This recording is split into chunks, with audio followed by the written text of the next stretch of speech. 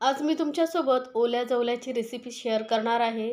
ओला जवला खरंच छान लागतो चवीला. आता हा जवला कोणता निवडायचा, कशाप्रकारे बनवायचा ते मी तुम्हाला डिटेलमध्ये सांगितलेलं आहे. तर रेसिपी पूर्ण पहा म्हणजे तुम्हाला कळेल. आणि जर रेसिपी आवडली तर चॅनलला लाईक्स, कमेंट्स आणि सबस्क्राईब करायला विसरू नका. सोबतच बेल आयकॉनवरती नक्की क्लिक करा. जवला किती छान लागतो चवीला, भाकरीबरोबर, पोळीबरोबर नक्की ट्राय करून बघा.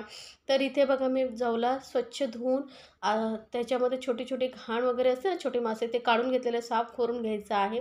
आता इथे बघू शकता जवला ना एकदम बारीक जो असतो ना तो निवडायचा आहे. बघू शकता किती बारीक आहे. तो ना चवीला खूप छान लागतो. जर जाड असा घेतलात ना तर तो खाताना असा चरचरीत लागतो, जाडसर. त्यामुळे शक्यतो जेवढा बारीक तुम्हाला जवला मिळेल तेवढा बारीक तुम्ही घ्यायचा आहे. आणि यामध्ये जी छोटे छोटे मच्छी वगैरे मिक्स असतात ना, तर ते काढून टाकायचे आहे. आणि 2-3 वेळा स्वच्छ धुवून घ्यायचा. तर हा जवला बनवणार आहोत आपण तव्यावरती. त्यामुळे चवीला खरंच खूप छान लागतं. एखाद्या पसरट तव्यावरती तुम्ही बनवून एकदा नक्की बघा. तर तव्यावरती मी 2 चमचे तेल घेतलेले आहे. त्यामध्ये 2 मोठ्या साईजचे कांदे बारीक चिरून घेतलेले आहेत. त्याचबरोबर खूप सारी लसूण घालायची आहे. 8 ते 10 लसणाच्या पाकळ्या एकदम बारीक चिरून घेतलेल्या आहेत.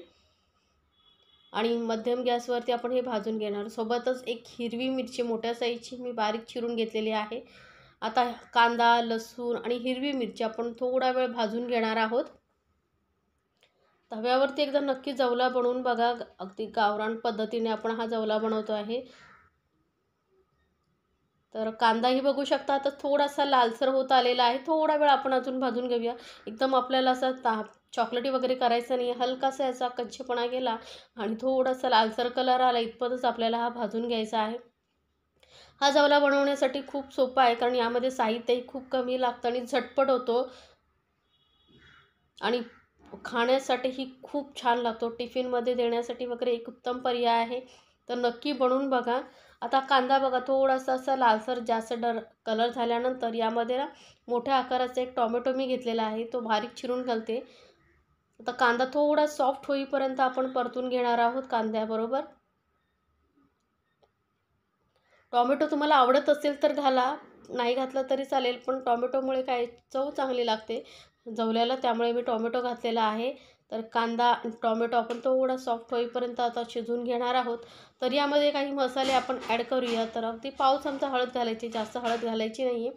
आणि 1 चमचा भरून मी इथे लाल मिरची पावडर घालते. आपण हिरवी मिरची घातली आहे. आता तुम्हाला तिखट किती हवं आहे त्यानुसार तुम्ही हिरवी मिरचीचं आणि लाल मिरचीचं प्रमाण कमी जास्त करू शकता. बस एवढंच आपल्याला मसाले लागणार आहेत. 2 मसाल्यामध्ये तयार होणारा जवला आणि जास्त तेलाचाही वापर होत नाही, त्यामुळे तुम्ही झटपट बनवू शकता. आता बघा टोमॅटो सर्व व्यवस्थित परतल्यानंतर यामध्ये आपण हा जवला घालणार आहोत. जो धुवून घेतला होता जवला बघू शकता एकदम पांढरा शुभ्र आणि बारीकवालाच एकदम निवडायचा आहे. आता व्यवस्थित आपण मिक्स करून घेऊया. आता यामध्ये पाणी घालायची आपल्याला अजिबात गरज नाही.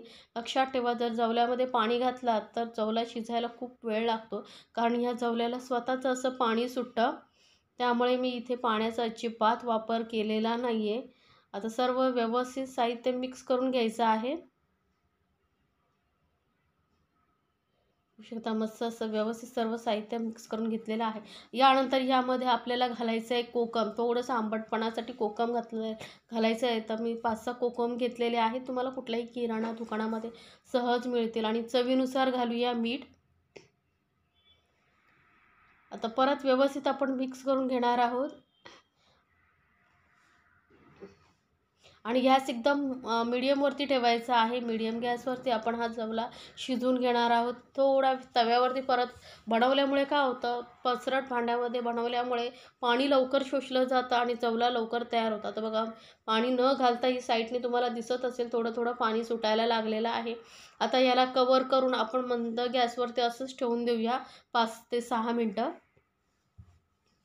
तर बघू शकता किती पाणी सुटलेलं आहे स्वतःहून जवल्याला. असं म्हणजे पाणी जर तुम्ही घातलं तर अजून पाणीसारखं होईल आणि जवल्याची चव बिघडेल. त्यामुळे पाणी न घालताच आपण हा जवला शिजवून घेतलेला आहे.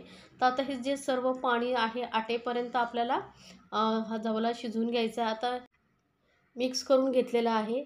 आता याला आपण परत थोडा वेळ वाफवून घेणार आहोत. परत याला कवर करूया आणि 5 मिनटं वाफवून घेऊया.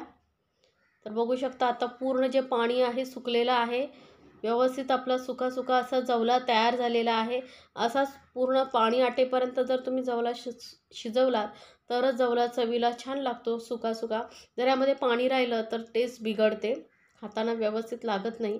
आता वरून थोडीशी कोथिंबीर घालते आणि व्यवस्थित मिक्स करून आपला हा गरमागरम जवला तयार झालेला आहे.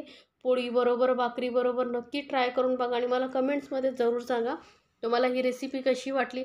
अशा छान छान रेसिपीसाठी आपल्या चॅनलला सबस्क्राईब करायला विसरू नका.